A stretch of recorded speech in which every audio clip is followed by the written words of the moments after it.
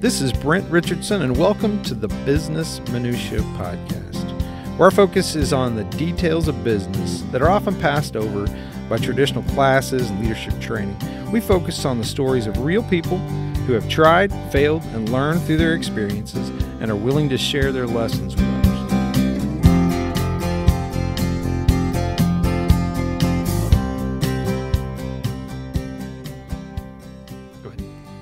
So, Brent, it is pretty common on podcasts to go back and reflect on some of your first episodes, some of your earlier episodes. But rather than doing snippets and quotes from all the episodes, I thought that might get kind of boring.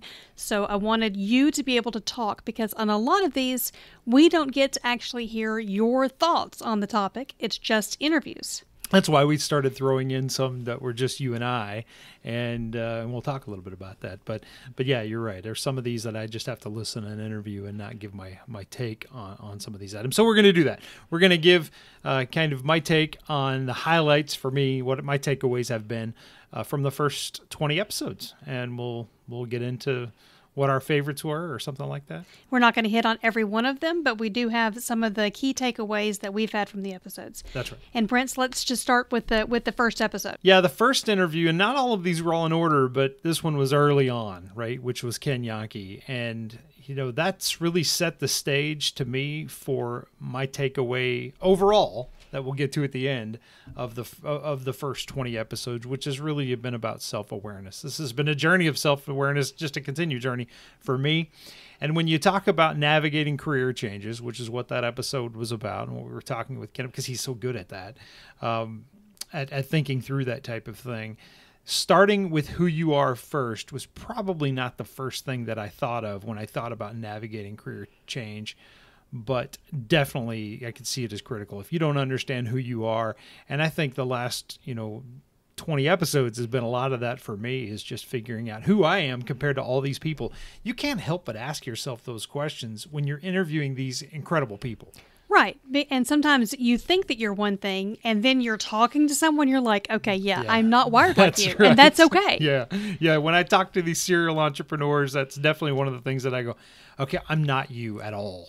You are very uniquely wired, and I am not built like that at all. Yes, if you joined us here recently, I would highly encourage you to go back and listen to that 001 episode with Ken Janke. That man has a lot of wisdom. And my other takeaway from that episode is that Ken Janke's social media presence is insane. It is I crazy. got listeners in Africa. Because Ken is networked like a machine, right? So it's quite impressive. And the next one that I think blew us both out of the water was the working from home episode. Just shocked at the overwhelming feedback that we got on that episode. We got people from all over the planet also who had listened and was really were really benefited by it and had really enjoyed listening. It was the first one. It was just you and I, right? And so we just had a good time with it and had fun. And a lot of people had commented about how helpful that was, and just who'd have thought we'd still be sitting here working from home, right? So we were thinking it was a short-term thing, but yeah. So if you've joined late and you never listened in on that one, that's one of the more fun ones that we did. But it did cover some items on how to help working from home and how to cover some of those topics. So that's probably one of them that we've gotten the most overwhelming positive feedback on. Right. Yeah. And then 004 was one on storytelling. And, my takeaway from that one is that we have to do another round of it, because I had so many people that said, I really enjoyed listening. You guys are really good storytellers. Okay, that's appreciative. That's good. I like that. But the point is to teach you how. And to be clear, Sean is an excellent storyteller. He is. And so he and I got together for lunch, I guess, about, 2-3 weeks ago. And he's already like, okay, I'm ready to get into the how. Because I shared that feedback with him. He's like, yeah, let's do it. We want to equip people with the ability to be great storytellers. And I think it's very important when it comes to communicating. Any kind of, whether it's PowerPoint presentations or a sales pitch or an elevator pitch, whatever, you need to learn the art of being a good storyteller. So this is definitely one that my takeaway is we have to do another round of this. Absolutely. Yeah. And then 005 was HR and Me Too. And I think that we went into it with one thing and then came out with an oh my gosh moment. Well, it's probably me just in general. I go into everything thinking I have all the answers maybe, and then the more you listen, you realize that you got a lot to learn still. And I think the takeaway for you and I both from that episode was, Jane's kind of controversial take to say that this is never going away. This is really never going away. As long as there are parties in power and parties that are like to be used by people in power, this will continue to happen. And we're talking specifically about the Me Too activities and the abuse of power and those types of things is what we got into in that episode.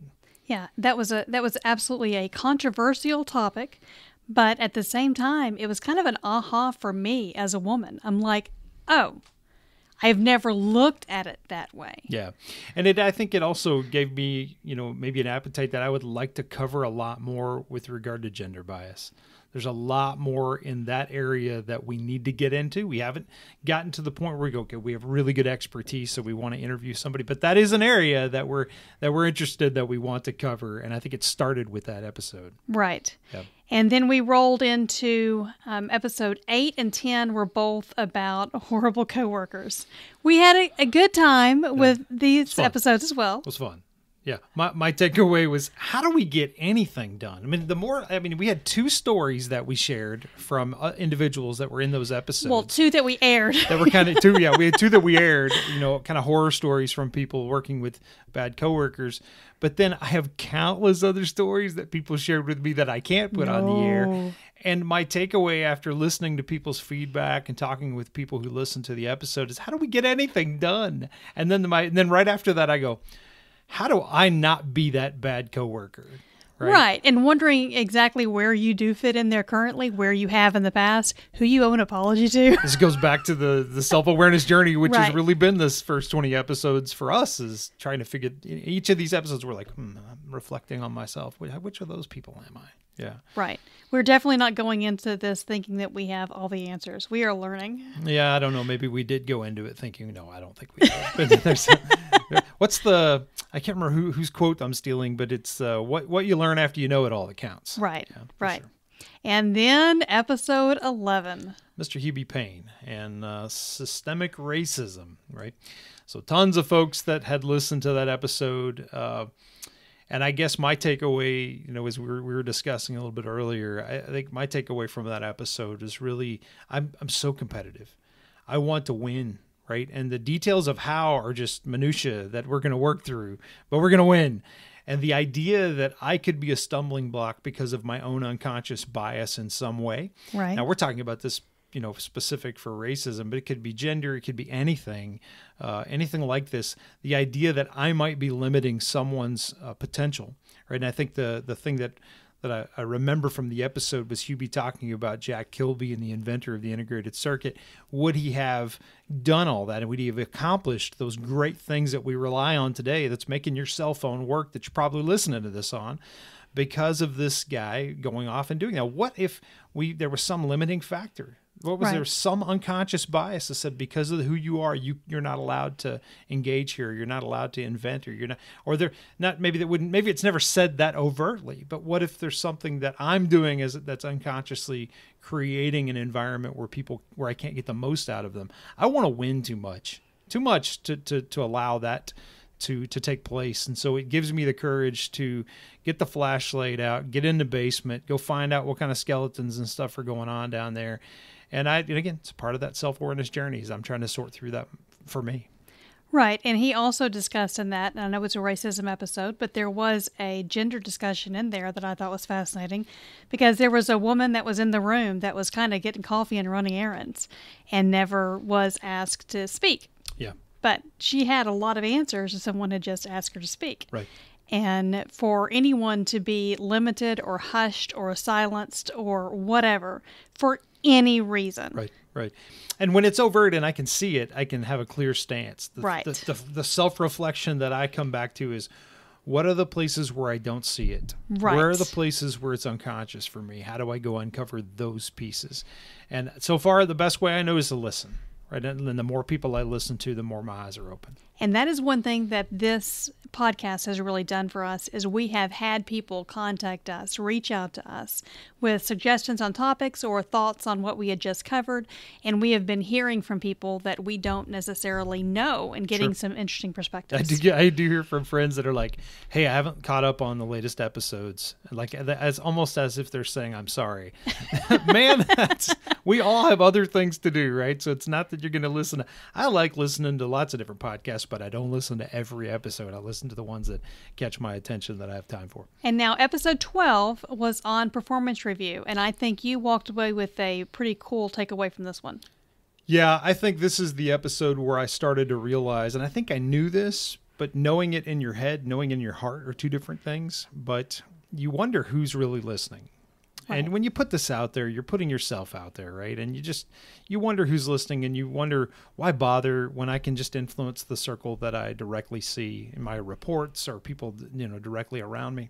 But when you put this content out there, and certainly when we started getting feedback on this episode was when it became real for me that I'm now able to influence well beyond just the circle of people that directly, within my, my direct reports or are close by. Those are people that I have time to go influence, and they're obligated to be influenced by me, whether they like it or not. But there's all these other folks out there that you start to hear feedback from. And as we started to hear feedback from listeners who, folks I hadn't seen in 5 to 10 years that are off out there doing their own thing. They're in leadership positions at other companies, and they are saying, hey, can you cover these topics? And hey, that was really valuable. That's when the light bulb goes off and you go, oh, wow, you can really start to impact a lot broader audience than just the folks that you interact with on a daily basis. Right. And for those of you who don't know Brent, he is a numbers guy, and he will sit there and look at the numbers coming in on each episode. I've had to stop. I get a kick out of you, though, when you're looking at that map of how many downloads from every state and every country, and you're like, I don't even know anybody there. Yeah. Someone's listening to me in Uganda. Yeah, exactly. And I want to trace it back and figure out where did this come from? Who's that? New Hampshire. I don't know anybody in New Hampshire. Oh, I do know that one person. Yeah. So from here, we took a little bit of a pivot, we'll say.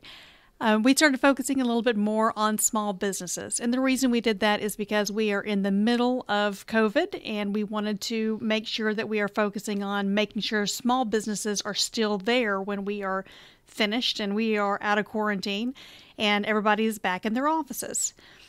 So we've focused on Aaron Fletcher from Fletcher's Corny Dog after he did the pivot after the fair was canceled. We interviewed Kathy Fielder, who was able to pivot from making home furnishings and fashion into making PPE. And then we talked and stuff. Yes. And then we talked to Brett Boyd, who is in the middle of starting his own business. Talked to Walter Boyd, which, by the way, unrelated people, same last name. We've had a lot of people that have been asking about the Brett Boyd Round 2 episode. They want to know what status is of his company, where he's struggling, what he's going to next. And so we are working on scheduling that to get updates there. And we're also working to get some interviews that really focus in on the areas where he is struggling. Is that okay to say? Yes. Or areas where he has questions. Right. So he has been contacting us with, I don't know what to do with this. I don't know what to do with this. We have not necessarily started a small business to be able to answer those questions for him. So we are finding experts to fill in those blanks before we have Brett back on. Sure. But much like we talked about with Kathy in that episode, there's nothing preventing me from doing the research and figuring it out on my own. Right. Right. And that resilience I think I do have. So we'll chase it down. And that has been the beautiful thing about all of these small business owners is their ability to figure things out and keep going. Yeah. I think the other thing I take away from, I don't think I realized how much I enjoyed that piece of things, but helping tell small business success stories is very fun. It's very rewarding. Right. So I thought about that. I was reading a book or listening to a book on audio or an audiobook on my way to go interview Walter at the McKinney airport. And I'm pulling up at this little airport and I'm thinking, this is fun. this is the cool stuff that if I'm a lottery winner tomorrow, that's what I probably do with my time. I would just chase people down and help them tell their story, because it's awesome just to hear it. You learn as well, and it's pretty crazy. And we were able to interview Dallas Forward, and that was a fascinating interview, because I don't think that we had an idea of just how bad this is for small businesses until that interview. Yeah, and I think that's when we kind of realized what we can do with this platform to help. Right. And I think the numbers that you got there from Kelvin, I think the impact on the economy, and this is not going away. I think this is going to continue to be a challenge, if not get worse.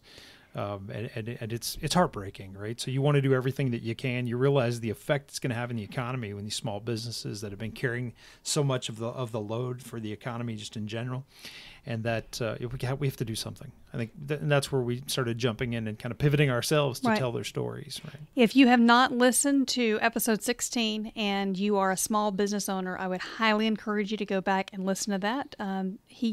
Kelvin Walker does a great job of giving you some points of who you can contact to get help with getting through COVID. And he even says we are in survival mode right now. We won't be into thrive mode until next year. Right. Yeah, and we're looking at even with the businesses that we directly connect with and serve on the board for some. Right. We're looking at this going, when does this end? Right. What's the impact? And it's not good. This is going to be extremely challenging, right? And I don't think it's. I think we have not hit. It's going to get bad before it gets better. Yeah, I think it's going to get worse. Yeah. I don't want to be gloom and doom, but I think it's definitely a reason why we've decided to pivot the podcast a little bit and capture some of those stories, because the more we can inspire small business folks to pivot themselves, the better. Right. And the goal is just to give you guys some ideas, learn from each other. Yes, and we'd like to we have more planned there to go share. I think we've touched a little bit in the restaurant space. We've touched a little bit in textiles. We have more planned, more stories to share there. And then episode 20 was the first time we actually gave tools to help with the self-awareness. And I think the timing is good to hit this, because the first 20 episodes have been such a self-awareness journey. I brought that up so many times. Right. And now you have a tool that's there that's equipping people that you can go explore yourself. And I think that's extremely valuable. And who better than Mary Ann to share a little bit about. And again, I think we're already getting feedback that what's the second episode? Right. When are you going part 2 on that? Because the interaction between these different Enneagram styles is very important. So, Brent, I'm going to challenge you. You always ask people, what is your minutia point? What's the thing that you have learned along your journey? For you, in these first 21 episodes, what is the biggest thing you've learned? I would say it's if I was going to go back in time to myself a year ago, what would I whisper in my ear? And I would say it's way easier than you thought. I think in my mind I had created this, that it was going to be some big ordeal and a major, huge time drain. And it's actually way easier. So if you're out there thinking about starting a podcast, do it. This is not near as complicated as you think it is. So that's one thing. And then the amount of influence and impact that we've had so far is well beyond what I expected. I think my expectation was just to head down, put good content out there, and then let it go. But the overwhelming feedback that we get from people that have benefited from what we have to say, that's still crazy to me that anybody cares what I have to say. But the overwhelming feedback from people on the value of what we've offered is it's humbling. It really is. It's awesome. So, listeners, we have a call to action for you guys. Will you please let us know what you want to hear. What do you want to hear interviews on? What do you want to hear us talk about? We don't want to be talking just to empty air. We want to make sure we're covering what you are interested in. So shoot us an email through our website, businessminutia.com. Contact us on social media, whatever is easiest for you. Tell us your favorite episode so far. That's very beneficial for us as we listen to what people like the most. We can try to bring more of that. Absolutely. Yeah. Have a good week, folks.